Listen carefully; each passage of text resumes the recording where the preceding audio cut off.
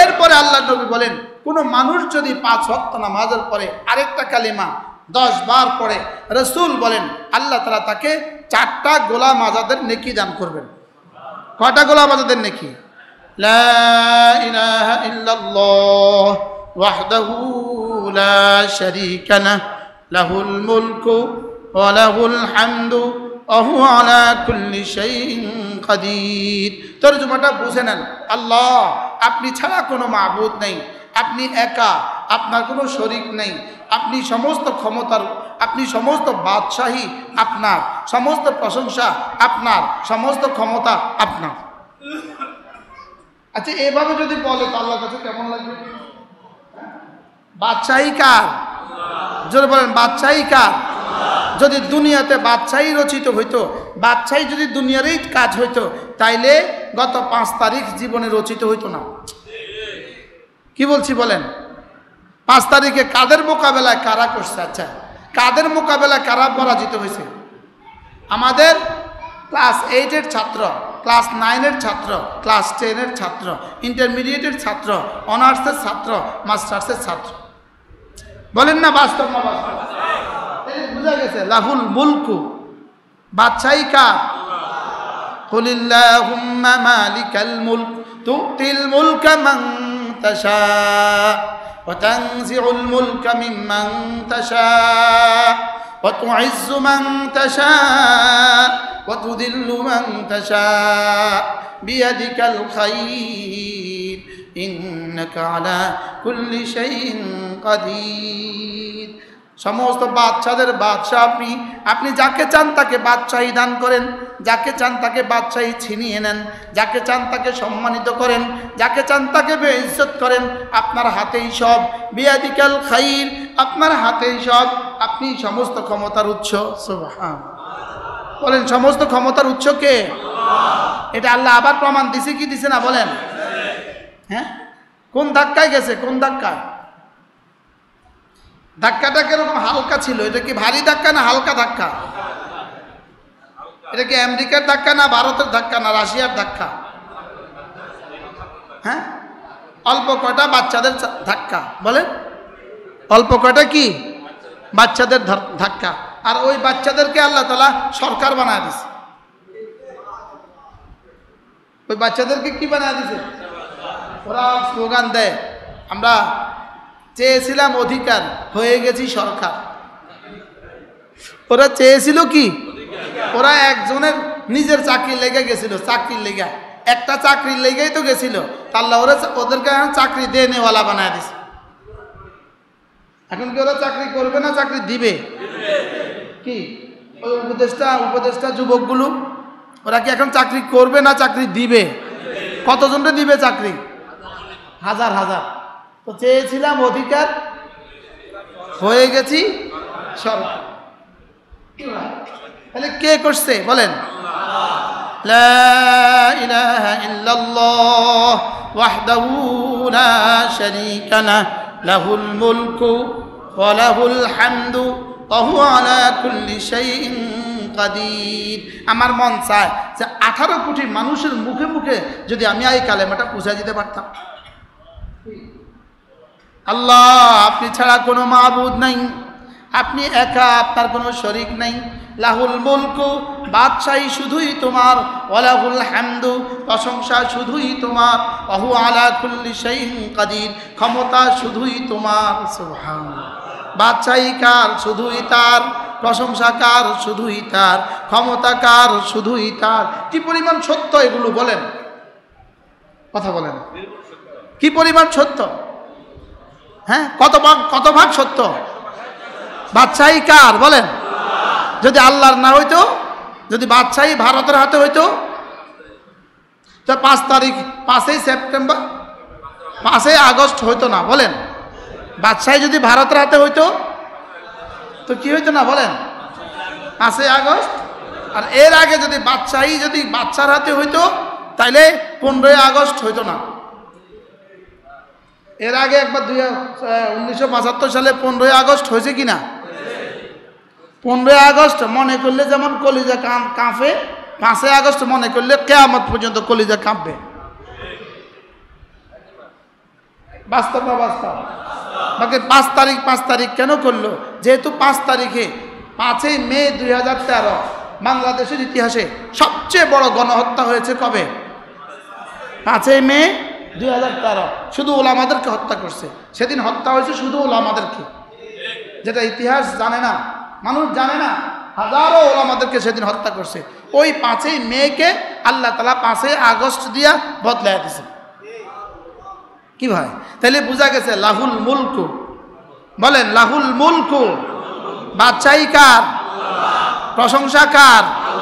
ক্ষমতা কার? লা ইলাহা ইল্লাল্লাহ ওয়াহদাহু লা শারীকা লাহ লাহুল মুলকু ওয়া লাহুল হামদু ওয়া হুয়া আলা কুল্লি শাইইন কাদির।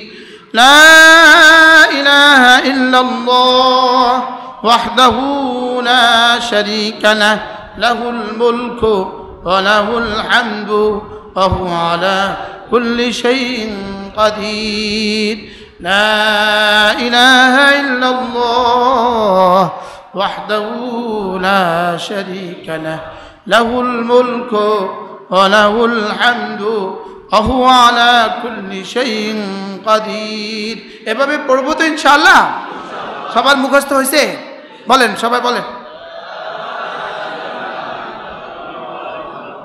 ওয়াহদাহু লা শারীকা লাহ লাহুল মুলক ওয়া লাহুল হামদু ওয়া হুয়া আলা কুল্লি শাইইন কাদির। লাহুল মুলক অর্থ কি? বাদশাহী শুধুই তার। বাদশাহী কার? হ্যাঁ।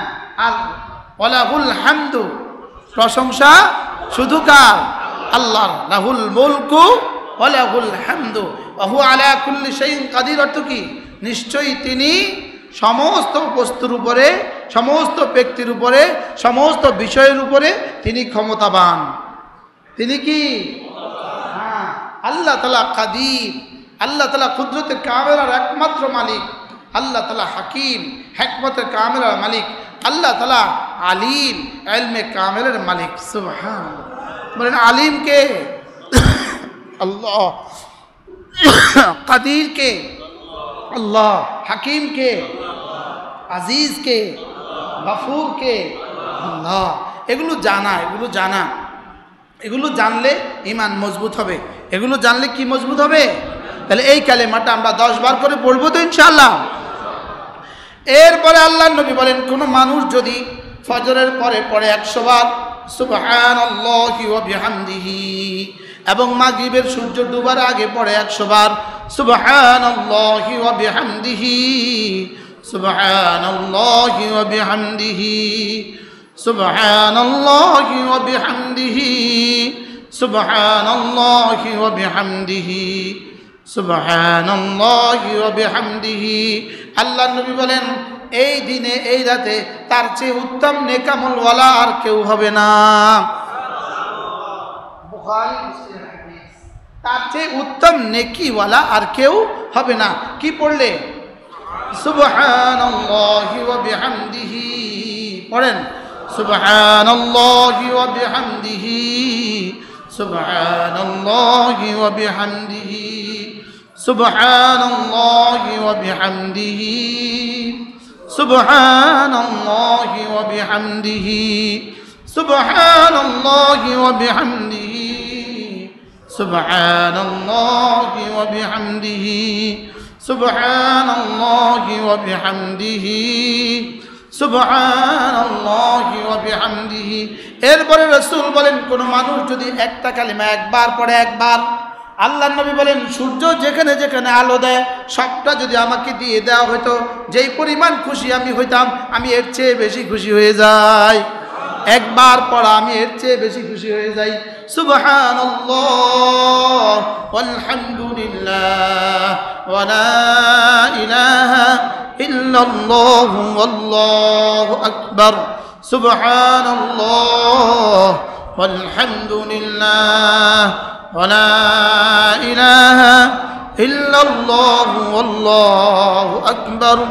সুবহানাল্লাহ والحمد لله ولا إله ইল্লাল্লাহু আল্লাহু আকবার সুবহানাল্লাহ ওয়ালহামদুলিল্লাহ ওয়া লা ইলাহা ইল্লাল্লাহু আল্লাহু আকবার। পড়বো তো ইনশাআল্লাহ? ডেলি পারবো না 100 বার করে পড়তে ইনশাআল্লাহ। এরপরে আল্লাহ নবী বলেন, কোনো মানুষ যদি দুরূদ শরীফ পড়ে একবার দুরূদ শরীফ পড়লে আল্লাহ তাআলা 10টা রহমত দান করবে, 10টা নেকি দিয়ে দিবে, 10টা গুনাহ মুছে দিবে, 10টা দাম বুলন্দ করে দিবে। সাল্লাল্লাহু আলাইহি ওয়াসাল্লাম, সাল্লাল্লাহু আলাইহি ওয়াসাল্লাম, সাল্লাল্লাহু আলাইহি ওয়াসাল্লাম, সাল্লাল্লাহু আলাইহি ওয়াসাল্লাম, সাল্লাল্লাহু আলাইহি ওয়াসাল্লাম, সাল্লাল্লাহু আলাইহি ওয়াসাল্লাম, সাল্লাল্লাহু আলাইহি ওয়াসাল্লাম। আল্লাহুম্মা সাল্লি আলা মুহাম্মাদ, আল্লাহুম্মা সাল্লি আলা মুহাম্মাদ, আল্লাহুম্মা সাল্লি আলা মুহাম্মাদ, আল্লাহুম্মা সাল্লি আলা মুহাম্মাদ ওয়া আলা আলি মুহাম্মাদ কামা সাল্লাইতা আলা ইব্রাহিমা ওয়া আলা আলি ইব্রাহিম ইন্নাকা হামিদুম মাজিদ। আল্লাহুম্মা বারিক আলা মুহাম্মাদ ওয়া আলা আলি মুহাম্মাদ কামা বারাকতা আলা ইব্রাহিমা ওয়া আলা আলি ইব্রাহিম ইন্নাকা হামিদুম মাজিদ। এরপরে কমপক্ষে প্রতিদিন 100 বার আস্তাগফিরুল্লাহ, আস্তাগফিরুল্লাহ ওয়া আতুবু ইলাইহি, আস্তাগফিরুল্লাহ ওয়া আতুবু ইলাইহি, আস্তাগফিরুল্লাহ ওয়া আতুবু ইলাইহি। এভাবে পড়বো তো ইনশাআল্লাহ। তো মাঝে মাঝে যদি এগুলো আলোচনা না হয় তো কেমনে শিখবেন? ভোতা হয়ে যাবে না? হ্যাঁ, আজকে 10 মিনিট আধা ঘন্টা শোনার দ্বারা কিছুটা লাভ হয়েছে না? হ্যাঁ, আবার 1 মাস পরে ইনশাআল্লাহ বলা বলি করবেন, নিজেরা উস্তাদকে বলবেন যে ইনশাআল্লাহ প্রত্যেক ইংরেজি মাসের 2য় শুক্রবারে বাদ আসর মজুবুর বাইতুস সুজুদ জামে মসজিদে জিকিরের মজলিস আসবেন তো ইনশাআল্লাহ। আর মাগরিবের পরে প্রত্যেক ইংরেজি মাসের 2য় শুক্রবার মাগরিবে পরে বাঞ্ছানগর তাজুল উলুম মাদ্রাসা জিকিরের মজলিস, প্রত্যেক ইংরেজি মাসের শেষ শনিবার কুমিল্লা সুদর্ণপুর মাদ্রাসা জিকিরের মজলিস, প্রত্যেক ইংরেজি মাসের প্রথম শুক্রবার নোয়াখালী জেলা জামে মসজিদে জিকিরের মজলিস, প্রত্যেক ইংরেজি মাসের শেষ রবিবার হাটহাজারীতে চট্টগ্রাম হাটহাজারীতে জিকিরের মজলিস, প্রত্যেক ইংরেজি মাসের শেষ সোমবার চট্টগ্রাম জমিয়তুল ফালাতে জিকিরের মজলিস, প্রত্যেক ইংরেজি মাসের 3 নম্বর শনিবার সিলেটে জিকিরের মজলিস। আলহামদুলিল্লাহ বলো। আর বাকি থাকলো কই? কি সব তো ফিক্সড হয়ে গেছে। আল্লাহ যেন 30 দিন আল্লাহর এই গোলামকে আল্লাহ তাআলা জিকিরের মজলিসের জন্য ইস্তেমাল করে। ওয়াজের জন্য তো কত মানুষই আছে, কি ওয়াজের জন্য তো কি কত হাজার মানুষই আছে। আল্লাহ তাআলা যেন এই গোলামের জিহ্বাটাকে জিকিরের ফেরিওয়ালা বানায় দেয়। মনে থাকবে ইনশাআল্লাহ? দোয়া করতে পারবেন না ইনশাআল্লাহ? আল্লাহ তাকে জিকিরের ফেরিওয়ালা বানায় দেয়। আল্লাহ তাআলা যেন এই মসজিদটাকে কবুল করেন।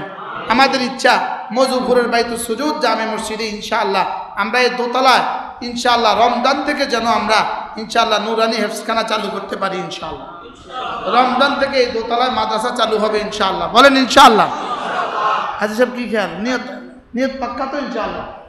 রমজানের আগে থেকে ইনশাআল্লাহ আমরা প্রস্তুতি নিয়ে রমজান থেকে এখানে কি করতে হবে? এই জন্য একটু কারোর কাঁদা লাগবে, কারোর রাঁদা লাগবে, ফিকির লাগবে, ফিকির। এই কথাটা মনে করাইতে হবে আমার, এটার সাথে লাইগা থাকতে হবে, জুড়ে থাকতে হবে।